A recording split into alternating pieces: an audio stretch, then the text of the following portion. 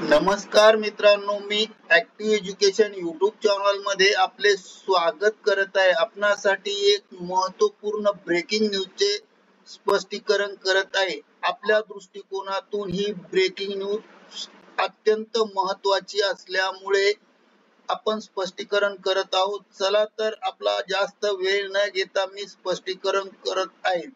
राज्य शासकीय अधिकारी कर्मचाऱ्यांच्या सोशल मीडियाच्या वापरावर खात्री, नवीन नियमावली।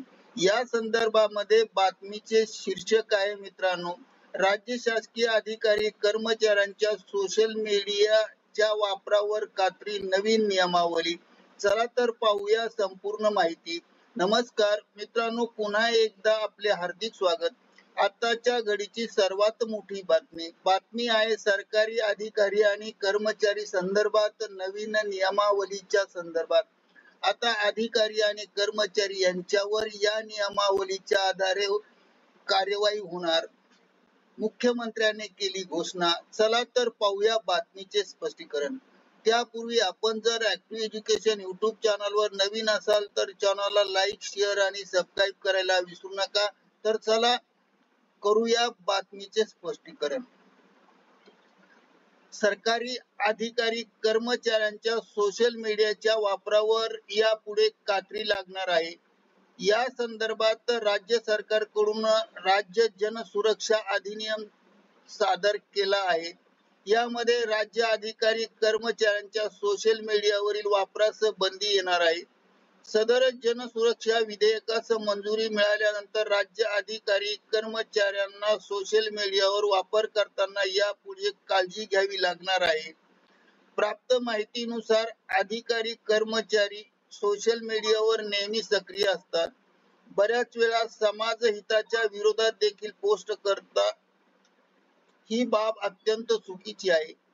याकरिता सरकार लवकरच नवीन नियमावली जाहीर करणार आहे, असे स्पष्टीकरण राज्याचे मुख्यमंत्री माननीय देवेंद्र फडणवीस यांनी विधान परिषदेत दिली होती।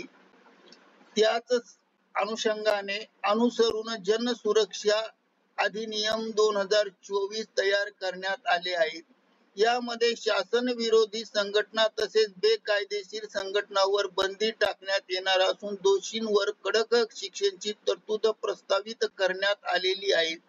याकरिता महाराष्ट्र नागरी सेवा नियम 1979, त्याचबरोबर जिल्हा परिषद कर्मचारी वर्तणूक नियम 1967 मध्ये सोशल मीडियावर वापर संदर्भात बदल करण्यात येणार आहे।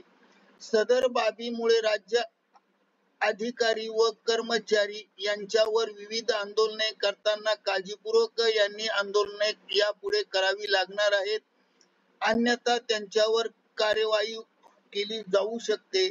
यामुळे जन सुरक्षा विधेयकास राज्य सरकारी कर्मचारी अधिकारी यांच्या विरोधात दर्शवला जात आहे। करिता ऍक्टिव्ह एज्युकेशन यूट्यूब चॅनलने हा व्हिडिओ व्हायरल केला आहे। धन्यवाद।